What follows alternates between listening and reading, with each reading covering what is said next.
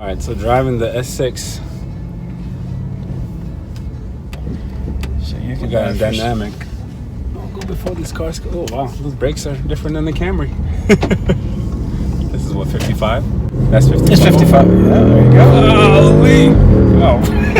Take it away, Bobby. Welcome back to the channel. Today we got Javier and his Audi S6. We'll talk about it and maybe why you should consider potentially getting an Audi S6 as well.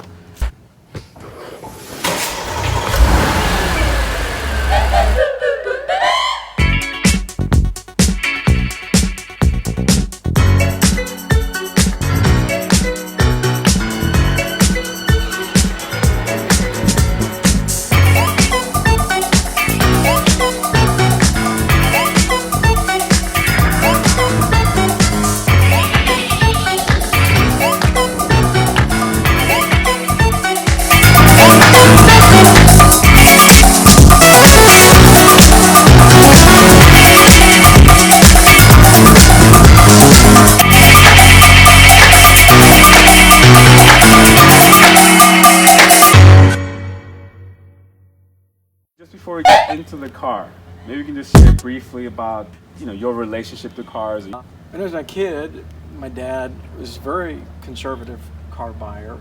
Okay. For many years he would only buy American cars. Interestingly, he had subscriptions to Motor Trend, Car and Driver, Road and Track. But I would always read them, and I was intrigued by cars.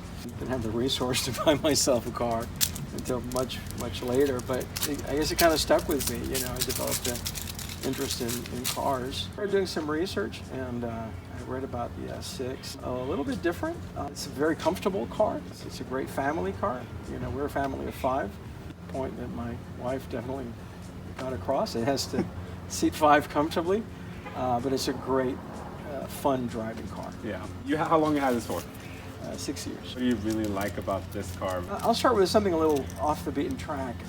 Audi, I think, has done a great job with electronics. This is a very user-friendly navigation, entertainment system, and it's very high quality. Okay. The acceleration is great. It handles very well. It's a very fun driving car. It's predictable. Mm-hmm. It doesn't oversteer, doesn't understeer. It's all-wheel drive. All-wheel drive. Yep. V8 turbo. Power to spare if you need it. And I like the looks. In one sense, it's a little conservative, but I like the front. I think the front of it is aggressive. It's a little bit different than the standard A6 from that year. So there's a little bit extra up in the front. So it's very easy to navigate the controls. You have navigation system, and it's very intuitive. You've got main buttons here. You've got your telephone system. You've got your radio.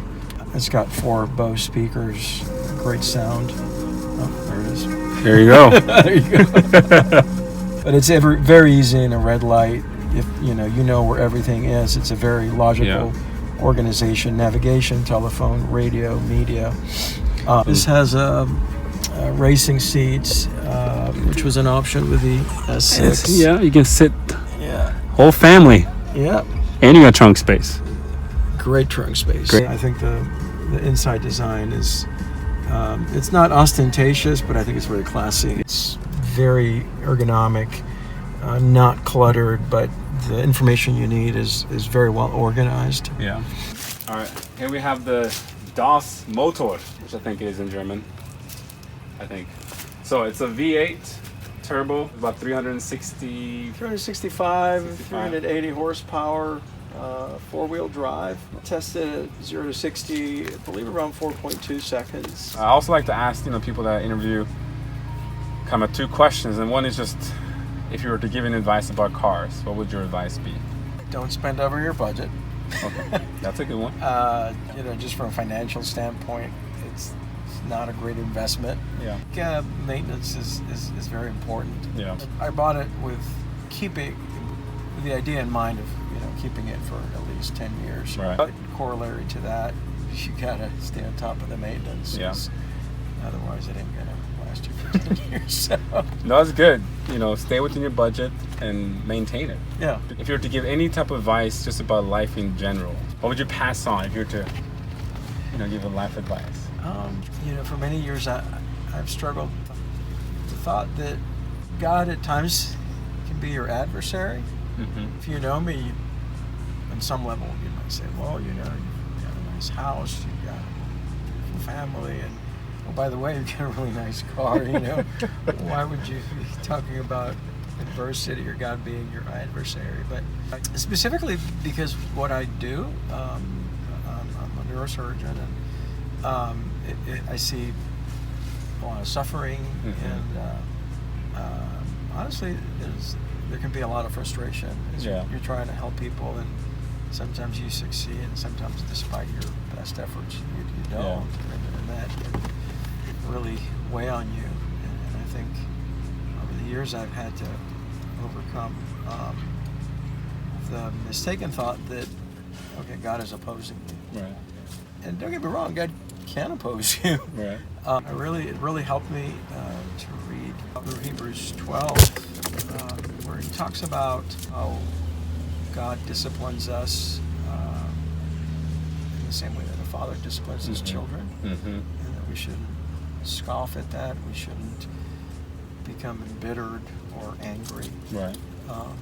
And so, just working through that has helped me a lot. Yeah. So, to bring it to a point, again, I'm not touting myself as, oh gosh, I've overcome all this adversity in my life, but when things don't go the way that you want them to, or where there is real adversity, to not become embittered, to not feel that God is against you, but try to learn what you can, wrestle with God in prayer, be reconciled to God if you're not. Right. So, to not give up, but also to not become embittered, and most of all, to not harden your heart towards God. Yeah. I've had many patients die. I've had situations where I find it very hard to leave what I do at work and not like take mentally it with and me, emotionally. emotionally, when patients are doing well. Right. I've got a young guy in the hospital who was shot in the head, and he's been struggling for 4 weeks today. Oh. He's had 3 surgeries that I've done, and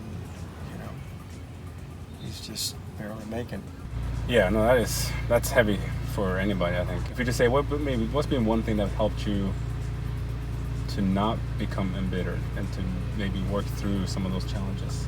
I've grown a lot over the years in my prayer life, and learning the difference between complaining to God and being cut level honest with God, just being real, but in a reverent way. Yeah.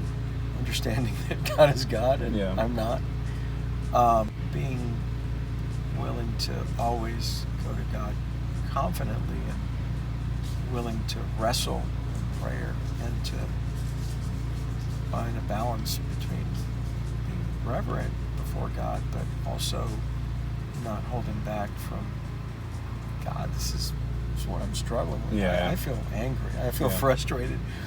Why don't you get me out of this situation? Yeah. What do you want me to learn from this? We've fairly known that a lot of men, I think in particular, may have a hard time being vulnerable and really expressing what they're feeling and just bottling it in and, trying to kind of gut through it and work through it, and that may not always be the best. I appreciate, you being honest and vulnerable and sharing that. But that's real. So thank you for that. Absolutely. Appreciate it. Shall we go for a drive? Yeah. You can hear the turbo too, like a little whistle. whistle. Just a little bit of lag, but you can hear it, Oh man, that is so quick. Wow. You gotta experience it. And that was just a little bit. If I try it again? Go for it, man. You got open road now. It never gets dull. If you don't want that constant attention, then this is very It drives very smoothly. Listen, 2012 Camry. And it was just so different to go from this to the Camry. It was like, it felt like a rattly car or something. The driver's experience, it was very different. An interesting feature, you can also switch from a comfort mode, where it's a really smooth drive, to automatic, where it kind of picks up what the driving conditions are like and sort of switches between a more aggressive drive and comfort, and then dynamic. Heat adjustments are great. It's got lumbar support. You can crank it up, crank it down, adjust the tilt on the seat, the angle on the bottom of the seat. All kinds of adjustments. It was a pleasure, Javier. Well, it's my pleasure, Bobby. I thank you for your time. I appreciate your generosity, and absolutely. Hopefully you guys at home enjoyed it, and hopefully you got a little value out of this if you're considering getting a sports car that's, not brand new, but definitely, I think, ticks most of the boxes. You'll be the second one to know after my wife if I get a sports car.